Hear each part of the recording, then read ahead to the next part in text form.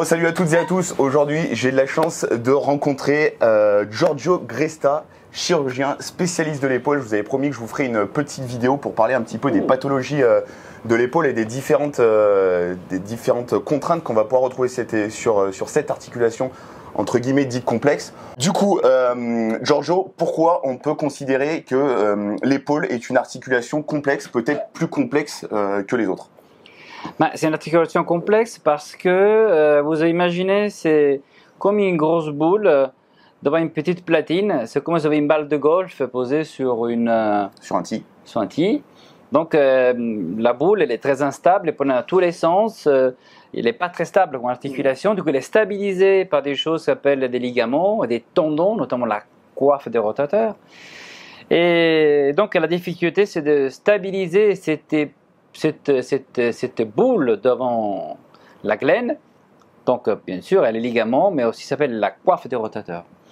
Donc différent pour la hanche est beaucoup plus congruente, le genou est beaucoup plus, on va dire, il n'y a pas de geste dans l'espace comme à 360 degrés comme dans l'épaule.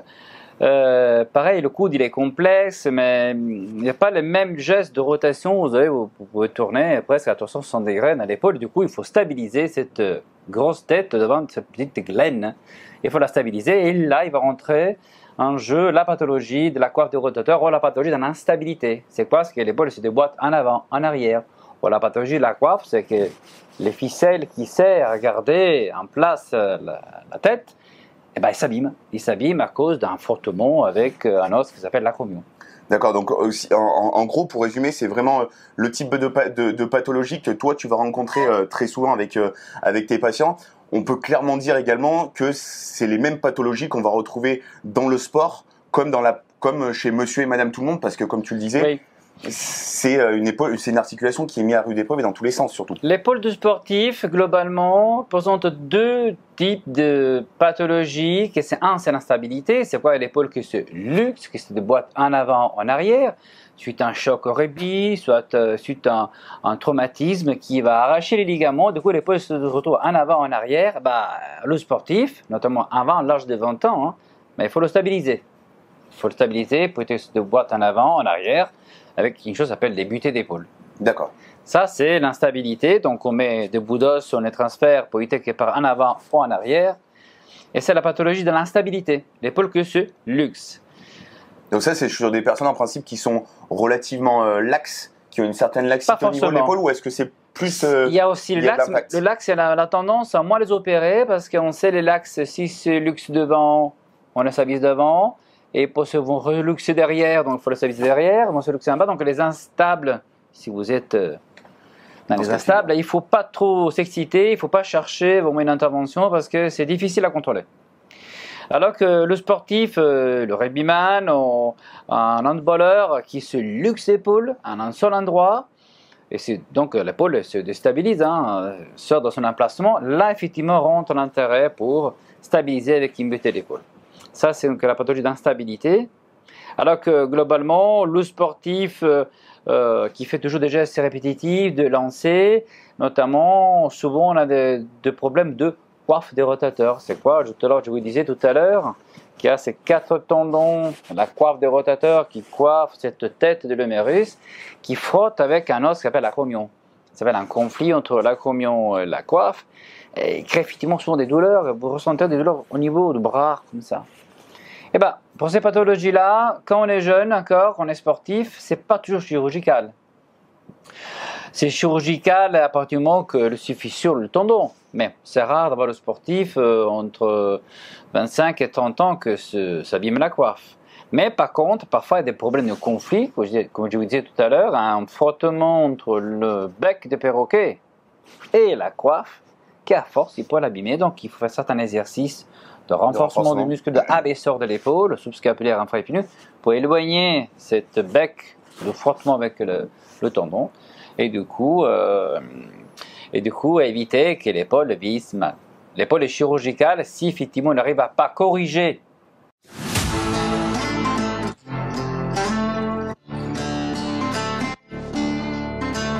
Après plus de 25 années passées dans le domaine de la gymnastique, tout d'abord en tant qu'athlète et désormais en tant qu'entraîneur depuis maintenant bientôt plus de 10 ans, j'ai décidé de mettre toutes mes connaissances et mon expertise au service des coachs et pratiquants de CrossFit. Depuis maintenant de nombreux mois, j'ai décidé de vous proposer divers supports qui me permettent de mieux vous accompagner et d'optimiser votre progression grâce à notamment des programmations, des séminaires, des workshops ou encore plus récemment grâce à ma formation de Gymnastics Institute 100% en ligne et entièrement dédiée à la pratique de la gymnastique appliquée au milieu du CrossFit.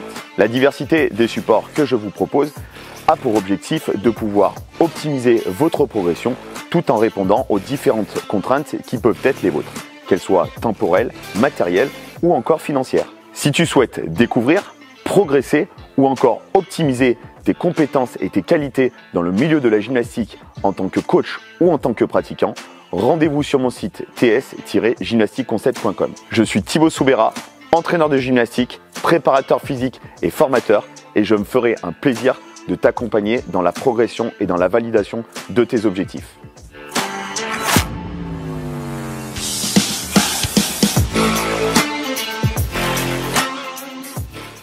C'est problématique avec la rééducation de renforcement musculaire. Alors, effectivement, il faut intervenir pour enlever ce type de bec de perroquet. On appelle de façon vulgaire bec de perroquet, mais heureusement un bec de perroquet. Et si on n'aurait pas corrigé effectivement ces frottements-là, là, effectivement, ça devient chirurgical.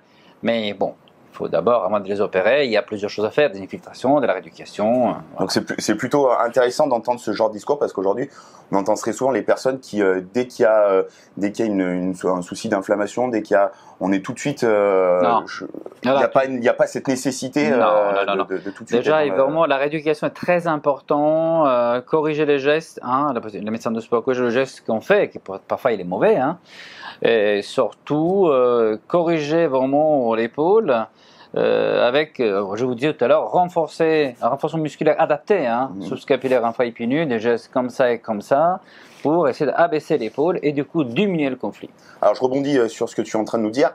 Est-ce que c'est quelque chose qu'on entend souvent aussi, toutes les pathologies tendineuses, c'est quelque chose qu'on rencontre beaucoup en gymnastique et beaucoup dans le CrossFit, tout ce qui est tendinopathie. Est-ce que ces tendinopathies, c'est quelque chose, alors je sais que c'est quelque chose de très français parce qu'aux États-Unis c'est un petit peu différent. On a très souvent tendance à dire dès qu'il y a tendinopathie, il faut arrêter, il faut se mettre au repos. Est-ce que tu es plutôt de cette école-là ou est-ce que tu peux être plutôt de l'école de dire on va rentrer plutôt dans une décharge, on va décharger un petit peu le travail en termes d'intensité, en termes que plutôt d'arrêter. Ce qui semble aujourd'hui, on a quand même pas mal d'études qui nous ont prouvé que si on arrêtait, ça pouvait presque être plus délétère que... Tout à fait. Je te rejoins tout à fait ça parce qu'en fait, dans l'épaule surtout, c'est délétère parce qu'à partir du moment qu'on ralentit, on affaiblit la qualité musculaire des muscles abaisseurs de l'épaule, donc on augmente plus le conflit, donc on augmente plus la tendinopathie parce que le tendon il frotte avec le bec de perroquet. Donc il faut toujours rester actif, certes, baisser à niveau, et parfois l'intensité. Et parfois il ne faut pas hésiter à, je sais que ça fait un peu peur aux gens, de faire une infiltration parfois par des corticoïdes, bien sûr aussi par un médecin quand même. Parfois, l'anti-inflammatoire localisé, focalisé, radio-guidé et pas à l'aveuglette comme ça, faites pas de le radiologue. C'est intéressant pour rendre plus facile, drastiquement corriger le problème inflammatoire. Mais attention, une infiltration, pas 10 000, une, parce qu'à force d'infiltrer beaucoup, on peut abîmer les tendons. Oui, ça c'est quelque chose qu'on entend très souvent aussi. L'infiltration fait aussi un petit peu parfois peur aux gens parce qu'on dit souvent que ça peut amener vers un affaiblissement des tendons et c'est ce que tu nous confirmes. Parce qu'en fait, à la base, il y a 30 ans, on connaissait pas bien l'épaule, on ne savait pas ce que c'était, donc on infiltrait 1, 2, 3, 4, 5, 6, 10 fois. Et là-bas, le tendon ne marche plus. Tout est rongé, tout est mangé. Donc non, il faut infiltrer déjà corriger le problème et ça ne marche pas à infiltrer, on va associer les deux. Mais si effectivement ça marche pas, voilà, il faut infiltrer pour essayer de corriger le problème. Mais une, pas deux, pas plus. D'accord. Ouais, donc c'est vraiment quelque chose à prendre avec des pincettes et pas en surabuser. Et aussi, surtout, je ne sais pas le niveau, mais la cortisone, c'est le dopage. Donc, on pourrait être positif suite à une Oui, infection. il y a aussi ces non, il problématiques-là. faut soit un médecin qui le fasse en prenant conscience que c'est un sportif et qui peut être contrôlé s'il y a des compétitions. Hein, donc. D'accord. Et puis pour terminer, parce que je sais que tu enchaînes après avec tes consultations, la question que j'aimerais te poser, c'est finalement, on parle très souvent, je pense que c'est quelque chose que toi tu rencontres très souvent, des épaules qui sont enroulées vers l'intérieur. Ça, c'est un petit peu la pathologie entre guillemets du 21e siècle par la sédentarisation, par pas mal de choses, mais on sait que c'est aussi assez récurrent chez pas mal de sportifs.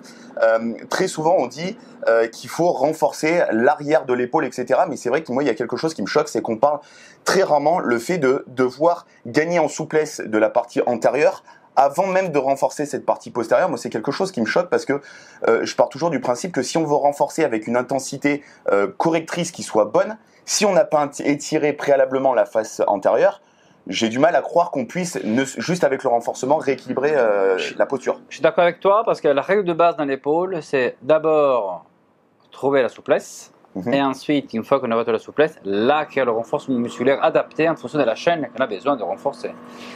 Voilà. Donc voilà, c'est vraiment quelque chose que je voulais qu'on évoque ensemble parce que c'est quelque chose, ça c'est le même problème que les pathologies de dos où on vous parle très souvent de venir renforcer vos abdominaux, renforcer votre dos, mais la plupart du temps les lombalgies, on en oublie complètement d'étirer. Par exemple, le muscle numéro 1 c'est le psoas et l'iliaque qui sont dans de très larges temps. C'est très souvent la cause de ces lombalgies. Écoute, je te remercie beaucoup du temps que tu as pu me donner. Et puis, n'hésitez pas si vous avez envie qu'on refasse d'autres petites vidéos comme ça. Même si le temps est réduit, on a essayé de faire assez court, assez concis, mais je trouve qu'on a eu l'essentiel de ce que je voulais. On se dit à très vite pour une prochaine vidéo. Ciao les amis. À bientôt. It ain't my fault.